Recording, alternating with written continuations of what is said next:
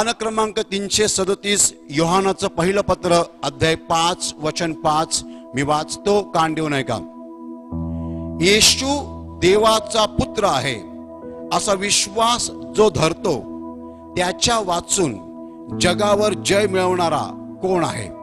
Hallelujah, hallelujah, hallelujah. माझ्या प्रिय भावांनो आणि बहिणींनो, वचन असं म्हणतं की जो मनुष्य विश्वास ठेवतो की येशू देवाचा पुत्र आहे, त्या माणसाशिवाय ह्या जगावर विजय मिळवणारा कोणीही नाही। हे जग जे आहे ते पूर्णपणे शैतानाच्या अधीन आहे।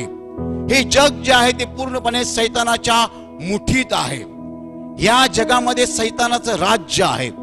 या जगातले लोक शैतानाचं ऐकतात। या जगातले लोक शैतानाच्या विषारी शिकवणीला बळी पडलेले आहेत। रात्रंदिवस या जगातले लोक शैतानाचं ऐकतात। देवाने जेव्हा जग निर्माण केलं तेव्हा ते असं नव्हतं। 6000 वर्षापूर्वी देवाने जग निर्माण केलं त्यावेळेला हे जग अतिशय सुंदर होतं। जो पहिला मानव देवाने घडवला आदाम आणि पहिली स्त्री एवा, त्यांनी जेव्हा हे जग पाहिलं तेव्हा त्यांची हृदय आनंदाने नाचू लागली। त्यांनी पक्षी पाहिले, झाडं पाहिली, नद्या पाहिल्या, त्यांनी सगळं सुंदर सुंदर पाहिलं आणि ते पहिलं जोडपं आनंदाने नाचू लागलं, कारण जग खरोखर सुंदर होतं। आणि त्यांना असं वाटलं नाही की हे जग सोडून जावं। माझ्या प्रिय भावांनो आणि बहिणींनो, मरणाची कल्पना आदाम आणि एवा यांच्या मनात आलीच नाही आहे, कारण ते जग एवढं सुंदर होतं, एवढं सुंदर होतं की कुणाला हे जग सोडून जावं असं वाटेल। पण आज 6000 वर्षानंतर मात्र जगाचं चित्र पूर्णपणे बदललेलं आहे। आज माणूस मरणाचा विचार करतो आहे आणि जगाच्या कानाकोपऱ्यात सगळ्या ठिकाणी दररोज पुष्कळ आत्महत्या होत आहेत। पुष्कळ लोक आपल्या जीवनाचा अंत करत आहेत। पुष्कळ लोक आपलं हे जीवन संपवत आहेत। त्यांना या जगात राहावंसं वाटत नाही आहे। त्यांना या जगामध्ये आनंद वाटत नाही आहे, शांती मिळत नाही आहे। ह्या जगात राहणं त्यांना आवडत नाही आहे आणि त्यांना असं वाटतं कधी आपण जीवन संपवावं। मोठ्या प्रमाणामध्ये आत्महत्या होत आहेत आणि लोक हे जग जाणून बुजून सोडत आहेत।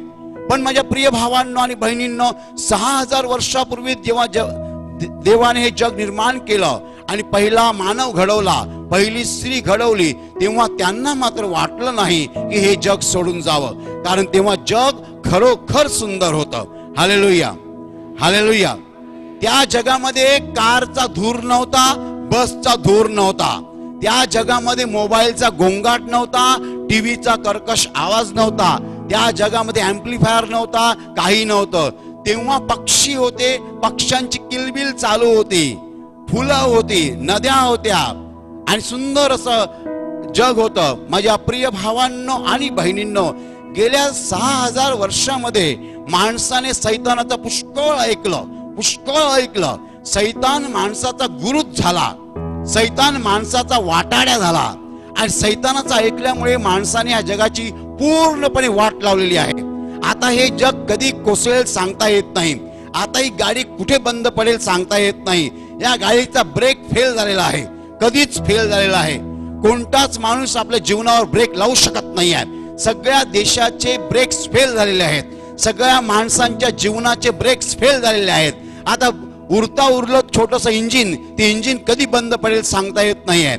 याचं कारण असं, गेली 6000 वर्षे जग निर्माण केल्यापासनं आजपर्यंत माणसाने शैतानाला आपला गुरु मानलेला आहे। शैतान म्हणतो युद्ध कर, माणूस युद्ध करतो। शैतान म्हणतो ठोसा मार, माणूस ठोसा मारतो। शैतान म्हणतो खून कर, माणूस खून करतो। शैतान म्हणतो बायकोला सोडून दे, माणूस बायकोला सोडून देतो। शैतान म्हणतो शिव्या दे, माणूस शिव्या देतो। शैतानाचं आपण ऐकतो। गेली 6000 वर्षे शैतानाचं ऐकल्यामुळे ह्या जगाला नरकाचं रूप आलेलं आहे। माझ्या प्रिय भावांनो आणि बहिणींनो, गेली 6000 वर्षे माणसाने शैतानाचं ऐकून जगाची वाट लावलेली आहे, जगाची वाट लावलेली आहे आणि जग अतिशय वाईट अवस्थेला पोहोचलेलं आहे। आणि माझ्या प्रिय भावांनो आणि बहिणींनो, कान देऊन ऐका, या जगातली माणसं शैतानाशी टक्कर देत आहेत। जगातली माणसं शैतानाशी झगडत आहेत, लढा देत आहेत, युद्ध करत आहेत। पण शैतानाशी लढा देताना माणूस क्षणाक्षणाला हरत आहे।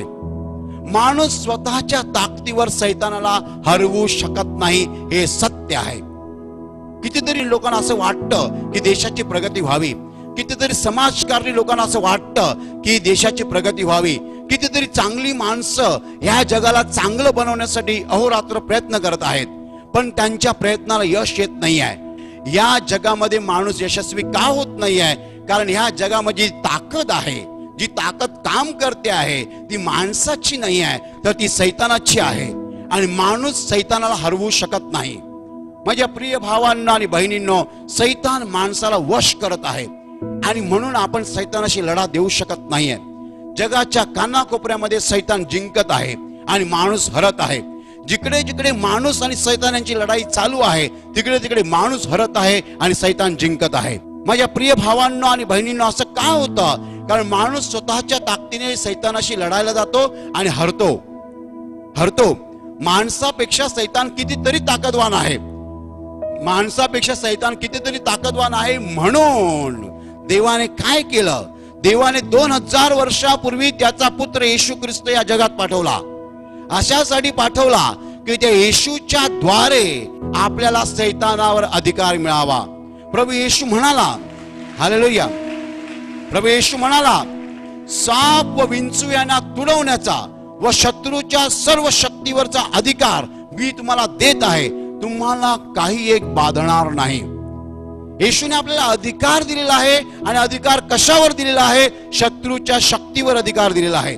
शत्रूकडे शक्ती आहे, सैतानाकडे शक्ती आहे, सैतानाकडे ताकद आहे आणि आपल्याकडे अधिकार आहे. सैतान बलवान आहे, पण आपण त्याला हाकलून देऊ शकतो अधिकाराने.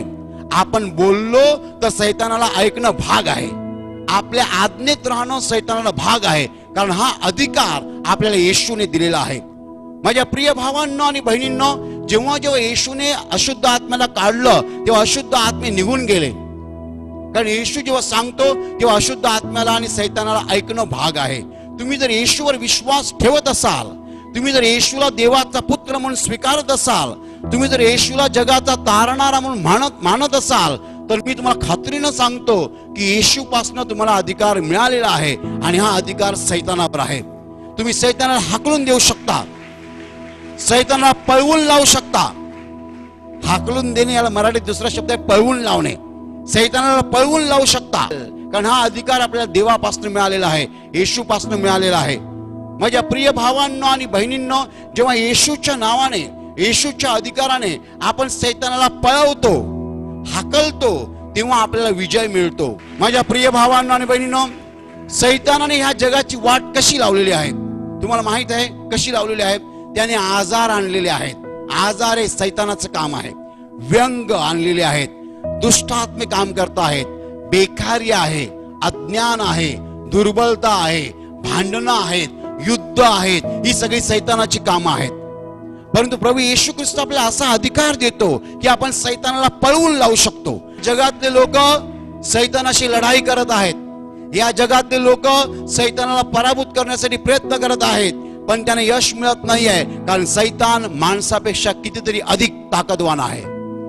माणूस स्वतःच्या शक्तीने सैतानाबरोबर लढू शकत नाही आहे आणि आपण सुद्धा स्वतःच्या शक्तीने सैतानाबरोबर लढू शकत नाहीये. पण आपल्याला येशूकडनं खास अधिकार मिळालेला आहे आणि म्हणून आपण सैतानाला हरवू शकतो. Hallelujah, hallelujah, hallelujah.